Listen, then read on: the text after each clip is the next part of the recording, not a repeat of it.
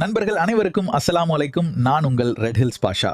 Friends, இன்னைக்கு நாம பார்க்க போற விஷயம் நிஜமாவே மைண்ட் ஃப்ளோயிங் அப்படின்னு தான் சொல்லணும். நாம இப்ப அண்ணாந்து பார்க்குற இந்த வானம் பல கோடி வருஷங்களுக்கு முன்னாடி எப்படி இருந்ததுன்னு தெரியுமா?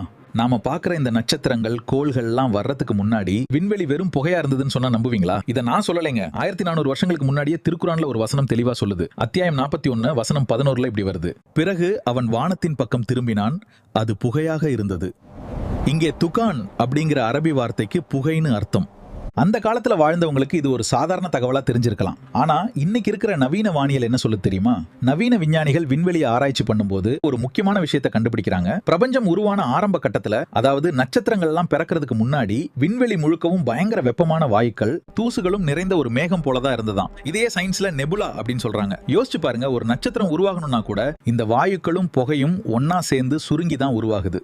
அப்போ ஆரம்பத்துல எல்லாமே புகையாத்தான் இருந்ததுங்கிறது ஒரு நிரூபிக்கப்பட்ட உண்மை. இப்ப நமக்கு டெலஸ்கோப் இருக்கு, சேட்டலைட் இருக்கு, அதனால இதை நம்ம கண்டுபிடிச்சிட்டோம். ஆனா எந்த ஒரு நவீன வசதியும் இல்லாத அந்த காலத்துல வானம் புகையா இருந்ததுன்னு இவ்வளவு துல்லியமா எப்படி சொல்ல முடிஞ்சது? இதுதான் இங்க நாம கவனிக்க வேண்டிய விஷயம். அறிவியலும் ஆன்மீகமும் மோதிக்கிற இடத்துல இந்த மாதிரி சில உண்மைகள் ரெண்டும் கைகோத்து நிக்கிறது பார்க்கவே ரொம்ப ஆச்சரியமா இருக்குல்ல? உங்களுக்கு இந்த தகவல் புதுசா இருந்தா மறக்காம கமெண்ட்ல சொல்லுங்க, உங்க ஃப்ரெண்ட்ஸுக்கும் ஷேர் பண்ணுங்க. இதே மாதிரி அடுத்து ஒரு சுவாரஸ்யமான தகவலோடு வரேன்.